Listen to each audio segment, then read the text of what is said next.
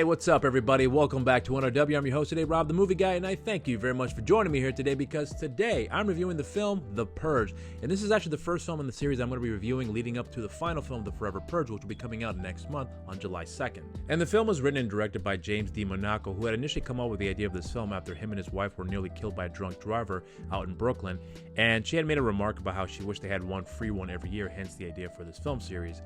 And I'll just say this right off the bat, I thought the film was okay. I didn't think it was all that great. There was a lot about the film that I thought worked very well, but at the end of the day, the ideas that were executed for this film were a little bit underwhelming for me. But I will definitely go into that further with my positives and my negatives. But first, let's get into the plot. So it's the year 2022, and this marks the 8th annual Purge event that happens once a year, where for a period of 12 hours, all crimes are legal and every sort of emergency service are suspended for that period. And this happened because back in 2014, the economy had collapsed, and there was a political party that was voted in to help rebuild the country, and they had passed a law to have the purge happen once a year for everyone to vent out all their frustrations after they've been having this built up after all these years for all the turmoil that the country was going through at that point. And since that has been put in place, the country has become virtually crime-free, and there is zero unemployment rate as well. So a lot of people have looked at the purge as a positive thing, despite the fact that horrific things occur in that 12-hour period once a year. So in the film, we follow the story of the Sandin family, where we have James, the father, his wife Mary, their daughter Chloe, and their son Charlie. And they live in a pretty affluent LA gated community, and they're going to secure themselves at their home for the evening before the purge commences. And prior to having the home fully secured, Chloe's boyfriend Henry sneaks into their home, and Henry tells Chloe that he wants to talk to her father James, because apparently James has a big problem with Henry dating his daughter Chloe, because there's a big major age difference between the two of them, and his intention was to speak with her father to try to make things right between them. And in the midst of all that, there is a man who is running for his life because there's a group of people who are chasing him with the intention of killing him, of course. And he's begging anybody out there to let him into their home, but of course his pleas are being ignored. But Charlie is watching this man through the security monitors, feels bad for the guy, and decides to unlock the home to allow the stranger to come into the house. And in the midst of that, we have Henry making his way downstairs to talk to James, and we think that when he sees James fighting up against this stranger, that he's going to want to jump in and help him out and then try to make things right after that. But instead, Henry pulls out a gun with the intention of actually wanting to kill James. And the stranger manages to escape and hide somewhere in the house, and James, in self-defense, ends up killing Henry. And the purges that were after that stranger are now at James's front door, and they tell him that he has a certain amount of time to bring that guy out to them, otherwise they'll break into his home and kill the family. And now James and his wife Mary are looking for this man inside their home with the intention of surrendering him over to the purgers waiting outside. And they end up finding him inside the house, and Mary tells James it's not a good idea to be doing this because this is an evil thing to do, and the man's just trying to survive. So James ends up having a change of heart and decides to stand up against these purgers and defend their home. And James ends up fighting off these purgers in his home and does a pretty good job in taking a good portion of them out, but then the leader of the purgers ends up stabbing him, mortally wounding him. And then the Sandin's neighbors make their way into their home and kill off all the remaining purgers in the house, and we're meant to believe that they were there to save the family, but in reality they were actually there to kill them because they had developed this hatred toward the family because of all the wealth they've acquired at the neighbor's expense. And James does die from his wounds from earlier, and the stranger comes back and rescues the Sandin family by killing one of the neighbors and then holding one of them hostage to release the Sandins. And then from there, Mary ends up taking control of the situation by forcing everyone to keep the peace until the siren goes off. And once the siren goes off, everyone goes their separate ways. The stranger wishes the Sandins good luck, and that's the story right there in a nutshell. So yeah, from here we're going to get into my positives, and then we'll get into my negatives. The first positive for me are the actors in this movie. I believe that every single one of these actors in this film do a really good job with their performances, and Ethan Hawke, in my opinion, as the leading man in this film, is a very, very good actor. And this is not the first time he's ever done a horror film. He's also done Sinister, and in my opinion, a very underrated vampire film called Daybreakers. Although I have to admit, though, I haven't seen the film in quite some time, so I don't know how the film will hold up for me now, but I do remember when it came out in theaters when I saw it, I thought the film was amazing. And I may consider doing a review for that film somewhere down the line. And then we also have the actor Lena Heady, who plays his wife in the film. And for me, Lena Heady is one of those actors that I am so impressed with their performance, and then for whatever reason, after I watched the film, they slip under the radar for me. But when I was watching this film, I was reminded of how good of an actress she really, really is. And then as far as their children are concerned, I believe that the actors playing their children did a really good job with their performances, I mentioned before, with everybody in this cast.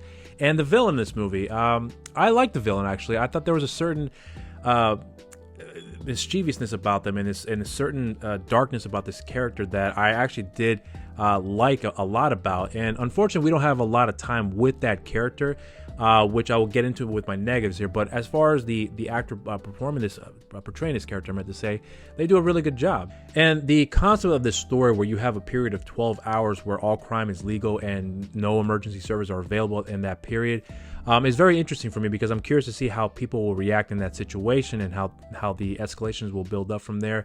And the movie, I think, does a pretty good job in some of the tension build up with certain scenes.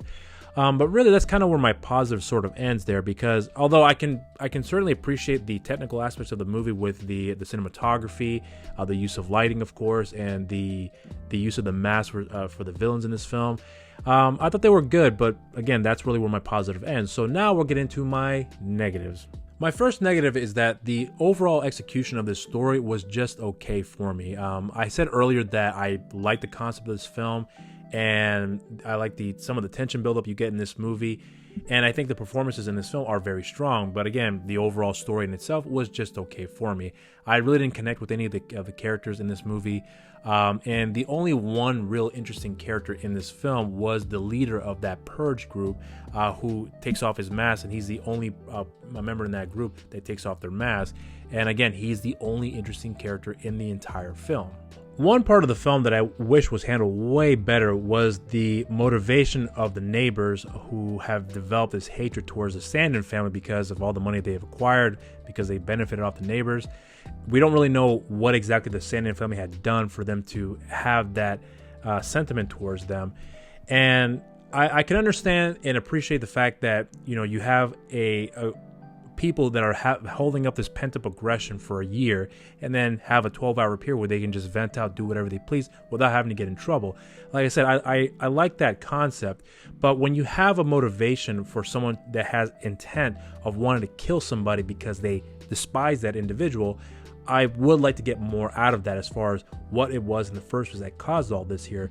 Because when you get the group that were chasing that guy who went into the Sandin's home, you don't really see any of their faces at all, with the exception of the one person, the leader.